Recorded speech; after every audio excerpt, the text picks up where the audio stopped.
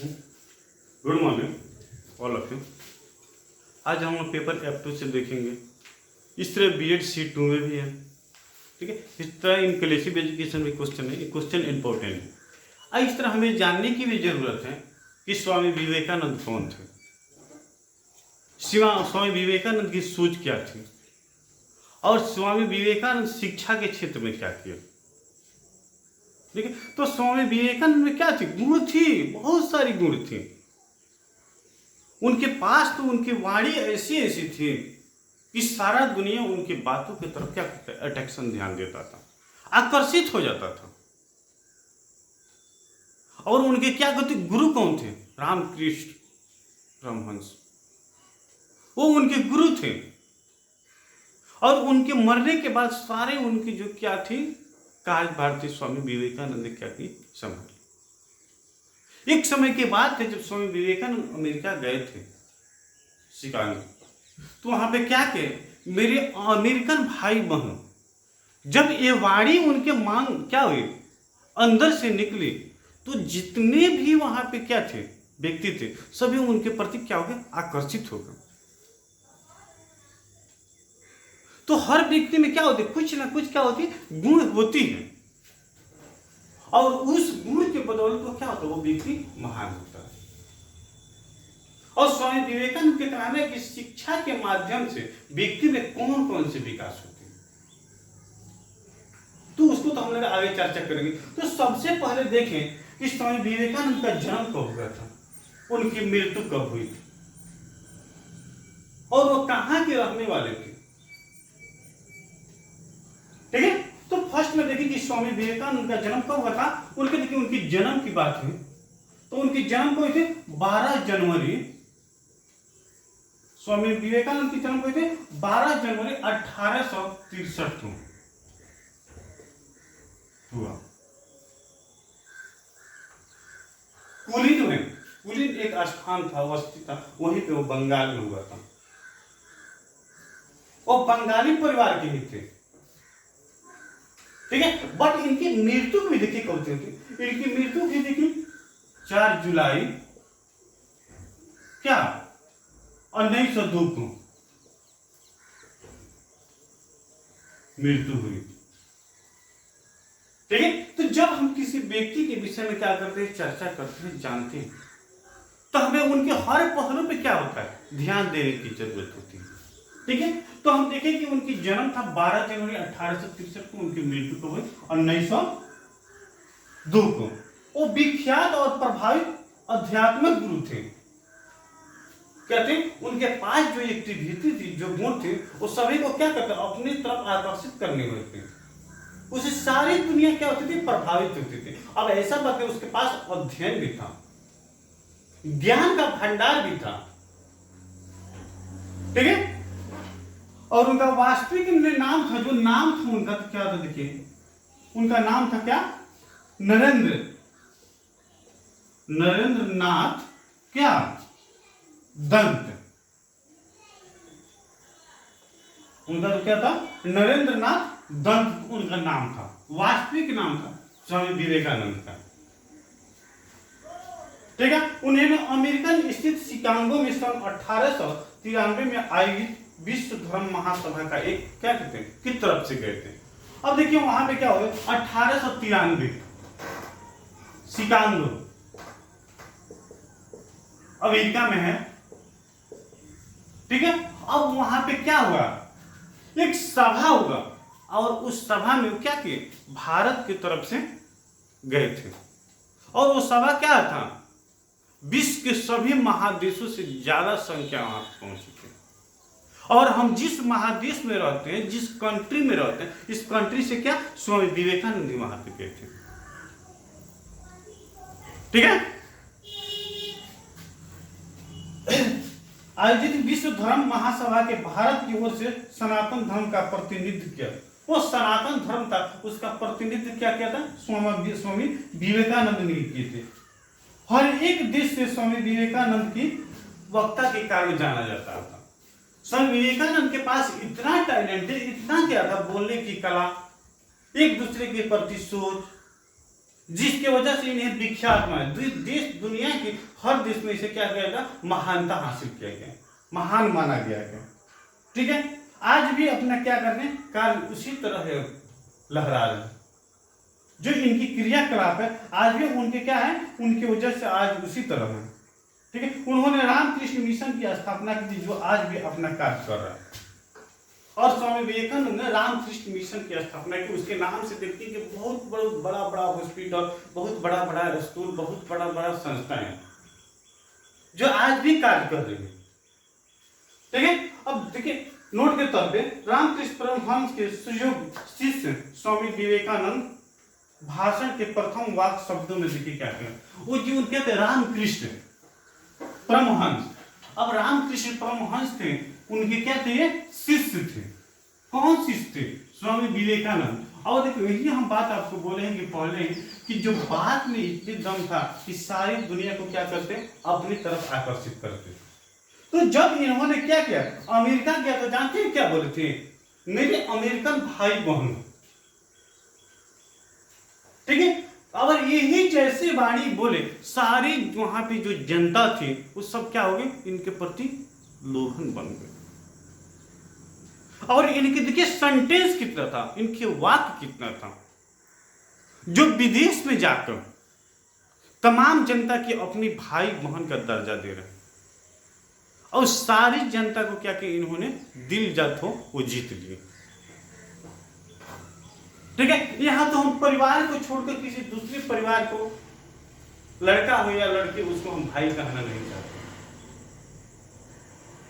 खूब कहेंगे तो उसे दुष्ट बना सकते हैं, लेकिन इनमें देखिए कितनी सहनशीलता थी, इनके प्रति किसे सोच थी कि सारे व्यक्तियों की वजह से बात बोले। ठीक है, और यही भी बोले थे अर्थ में कि थे क्या, कलकत्ता के थे। कलकत्ता के एक कुलीन बंगाली परिवार में जन्मे विवेकानंद आध्यात्मिक की ओर झुके हुए थे, और वे अपने गुरु रामकृष्ण देव के काफी प्रभावित थे। उन्हें सब कुछ सीखने को मिला किसी रामकृष्ण परमहंस को। ठीक है, अब यहाँ पे देखे क्या कि वो एक कुलीन परिवार में बंगाल में क्या हुए, जन्मे थे, और उनके गुरु रामकृष्ण परमहंस थे। उनसे जो भी चीज सीखे सब उन्हीं से सीखे, और उनकी जो राह था उस राह पर क्या करते थे, वो चलते थे। ठीक है, चलिए आगे हम लोग देखते थे। रामकृष्ण के मृत्यु के बाद विवेकानंद ने बड़े पैमाने पर भारतीय उपमहाद्वीप का दौरा किया। जब रामकृष्ण परमहंस ने क्या, उनकी जब मृत्यु हुई तो उनके बदले में क्या किए, उभरे और पूरे महाद्वीप है इसका दौरा किए। ठीक है, और भारत में विवेकानंद को एक देशभक्त संत के नाम से जानाने लगा गया। भारत में ये क्या हो गया, ये देशभक्त संत के नाम से जानने लगा। और जन्मदिन को राष्ट्रीय युवा दिवस, अब देखिए युवा दिवस, स्वामी विवेकानंद की जो जन्मदिन है उसे क्या होगा, युवा दिवस के माना जाता है। ठीक है, युवा दिवस के नाम से मनाया जाता है। स्वामी विवेकानंद अंग्रेजी शिक्षा व्यवस्था के विरोध किए और ऐसी शिक्षा चाहते थे जिससे बालक का व्यक्तित्व का सर्वांगीण विकास हो सके और अपने आप में क्या करे, आत्मनिर्भर बन सके। स्वामी विवेकानंद क्या करे, जो अंग्रेजी एजुकेशन था, इंग्लिश था, इसके प्रति क्या किए, उन्होंने विद्रोह किए। इनको ये क्या करते, ज्यादा लाइक नहीं करते थे, और इनका सोच था क्या कि जो मातृ एजुकेशन है, मातृ शिक्षा है, उस शिक्षा को हम क्या करें, बढ़ावा दें। और केवल एजुकेटेड, शिक्षित नहीं करें, उससे क्या, उसे बेनिफिट भी होना चाहिए, और वो अपने जीवन यापन को भी क्या करें, आसानी से हम चला सकें। वैसे ही इनकी सोच थी, सार्वजनिक विकास हो सके और अपने आत्म पर क्या होते, बालक निर्भर बन सके, और उस व्यक्ति को शिक्षित मानते हैं जो परीक्षा में उत्तीर्ण नहीं हो। आज हम लोग उस व्यक्ति को शिक्षित मानते हैं जो परीक्षा में अच्छा मार्क्स लाता है, अच्छा परसेंटेज लाता है, अच्छा नौकरी करता है, लेकिन उसके पास शिष्टाचार अनुशासन नहीं है, बात करने की तजुर्बा तरीका नहीं है, क्या उसी को शिक्षित मानेंगे? नहीं। उस समय के बात है कि उसको वो शिक्षण नहीं मानते थे। व्यक्ति शिक्षित हो जाता है, समाज के विषय में हमेशा सकारात्मक सोचता है। ठीक है। देखिए उनके कहने का तात्पर्य कि आप उस व्यक्ति को शिक्षित नहीं मानिए जो भाषण देना प्रारंभ कर दे, जो एग्जाम में अच्छा मार्क्स ला दे। आप उस व्यक्ति को शिक्षित मानिए कि समाज के कल्याण के विषय में सोचे, कुछ करे। हम उस व्यक्ति को शिक्षित मानते हैं। ठीक है, तो थोड़ा सा आप इस सब बातों पर क्या कीजिए, ध्यान दीजिए। ठीक है, अब जैसे नोट के तौर पर हम आप लोगों को बता रहे हैं,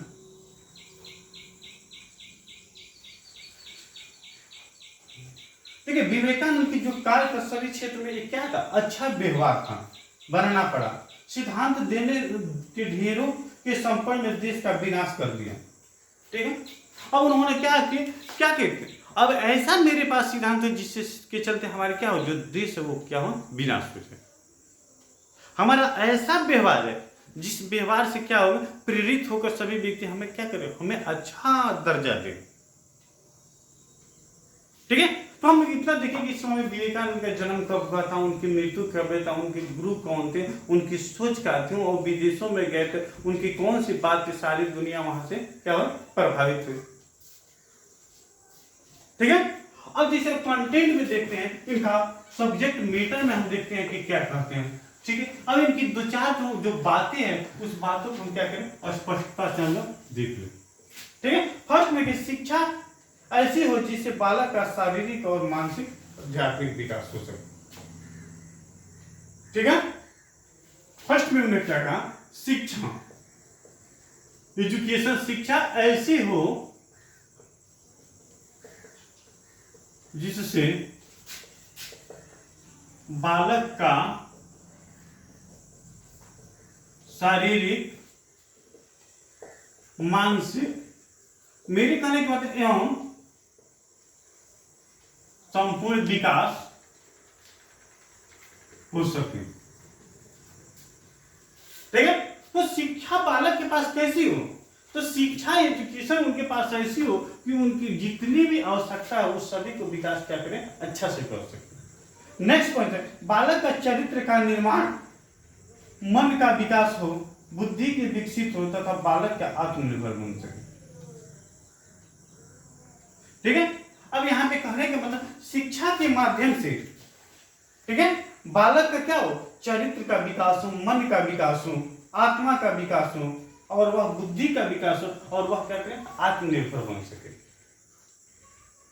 और थर्ड नंबर पॉइंट में हम लोग देखते हैं, बालक के एवं बालिकाओं दोनों को समान शिक्षा देना चाहिए। अब देखिए उनके कहने का, बालक एवं बालिकाओं को समान शिक्षा देना चाहिए। ठीक है, बालक और बालिकाओं को क्या करना चाहिए, समान शिक्षा देना चाहिए। ठीक है, उसमें किसी प्रकार का क्या होना चाहिए, डिफरेंस नहीं होना चाहिए, भेदभाव नहीं होना चाहिए, अंतर नहीं होना चाहिए। क्यों कि जो वर्क लड़का कर सकता है वो वर्क लड़के भी कर सकते हैं। आज तो आरक्षण की बात है, आरक्षण में दोनों का क्या है, अधिकार समान है। ठीक है, तो इसमें किसी प्रकार की कटौती, भेदभाव नहीं होना चाहिए। धार्मिक शिक्षा पुस्तक के द्वारा नहीं, आचरण और संस्कार द्वारा देनी चाहिए। अब जैसे धार्मिक की बात है, शिक्षा पुस्तक के द्वारा नहीं। ठीक है, धार्मिक जो एजुकेशन है तो केवल पुस्तक के द्वारा ही नहीं, अपनी आत्मा के अनुसार, अपने व्यवहार के अनुसार क्या करना चाहिए, उसे पारित करना चाहिए, उसे जागृत करना चाहिए, उसे उत्पन्न करना चाहिए। अब नहीं तो मेरा धर्म ऐसे कहता है कि हाँ हिंदुओं को काट देना, मुस्लिम बस्तियों को नहीं रहने देना, नहीं, ये हमारे पास क्या होना, बिल्कुल नहीं होना चाहिए। इसलिए कि हम इंसान हैं। जब भगवान गॉड ईश्वर ने हमें जन्म दिया तो हमें उस समय किसी प्रकार की जाति पाति नहीं थी। जो आपके शरीर में है वही ब्लड हमारे शरीर में है। ठीक है, चलिए अब नेक्स्ट पॉइंट पर हम चलेंगे। पाठ्यक्रम में लैंगिक आधार पर शिक्षा नहीं होनी चाहिए, इसे दोनों की चर्चा होनी चाहिए। अब जिसे देखिए कहने के बाद 4 नंबर पॉइंट पे, पाठ्यक्रम में लैंगिक भेदभाव नहीं होनी चाहिए, माने जेंडर, ठीक है, सेक्स, ये क्या होनी चाहिए, ये सारी डिफरेंसेस नहीं होनी चाहिए। जब हम एजुकेशन दें, जब शिक्षा दें, तो दोनों को लेकर हम समान मात्रा में चले। जो दोनों की मेरिट है और दोनों की जो डिमेरिट है, दोनों की हम चर्चा करें, तब जो हमारी एजुकेशन है उसमें क्या होगी, सफलता मिलेगी, बेनिफिट मिलेगी। अब ये नहीं कि हम लड़कियों के मनोबल को ऊंचा कर दें और लड़कों के मनोबल को नीचा करें, लड़कों के मनोबल को ऊंचा करें और लड़कियों के मनोबल को नीचा करें। तो क्लास में हर समय ध्यान देना चाहिए टीचिंग करते समय कि दोनों को हम क्या करें, समान कर चलें, समान अधिकार देकर चलें। ठीक है, मेरा नेक्स्ट पॉइंट और है कि शिक्षा गुरु गृह से प्राप्त की जा सकती है।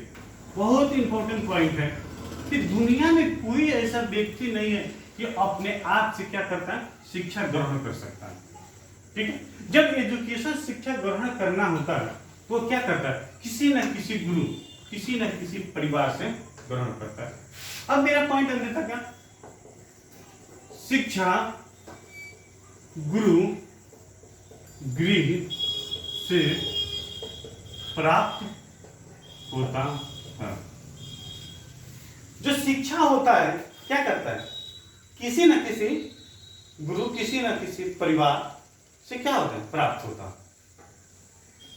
और हमें क्या होता है, एकाएक हमें क्या होता है, एजुकेशन शिक्षा प्राप्त नहीं हो पाता है। ठीक है, बिना गुरु के क्या होता है, ज्ञान नहीं होता है। बिना गुरु के क्या होता है, शिक्षा नहीं हो पाता है। शिक्षक और छात्रों में हमेशा जो संबंध होना चाहिए, क्या होना चाहिए, अच्छा होना चाहिए। और देखिए 7 नंबर पॉइंट,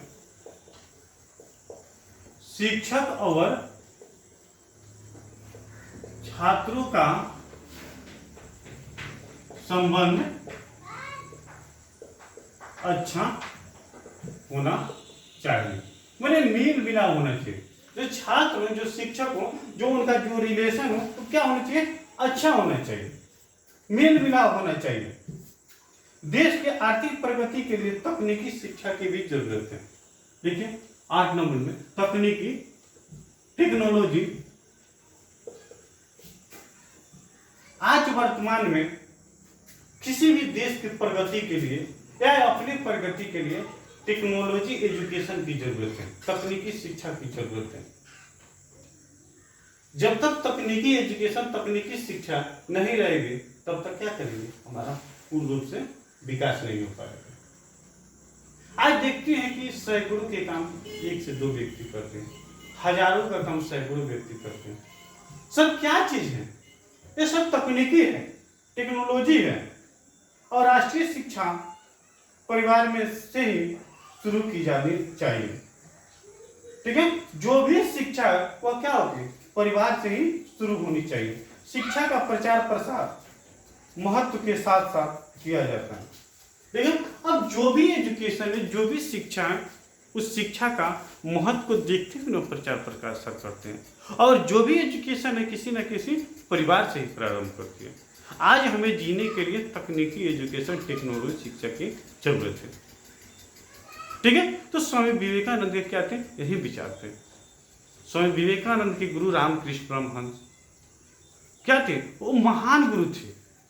और उनके मरने के बाद स्वामी विवेकानंद ने क्या किया, उनके जो भी कारोबार थे उनको सारे संभाल लिए और एक महान संत बने, जिनको जन्मदिन को युवा दिवस भी जाना जाता है। और दुनिया के हर क्षेत्र में जहां भी गए अपने झंडा को लहरा कर क्यों? क्यों? अपनी वाणी की वजह से, वो अपने मीठापन की वजह से। जो उनकी भाषा समझने वाला नहीं था, वहां भी अपनी भाषा को क्या किए, समझा कर। तो आज की हमारी क्लासें हम लोग यहीं पे एंड करेंगे। मैं MD Ashraf Gaddi, Chanakya college of education, Bettiah. आप वीडियो को अपने दोस्तों के साथ शेयर कीजिए, कमेंट कीजिए, लाइक कीजिए, सब्सक्राइब कीजिए। इसी के साथ मेरी तरफ से आप सभी को बहुत बहुत सारी धन्यवाद। थैंक्स।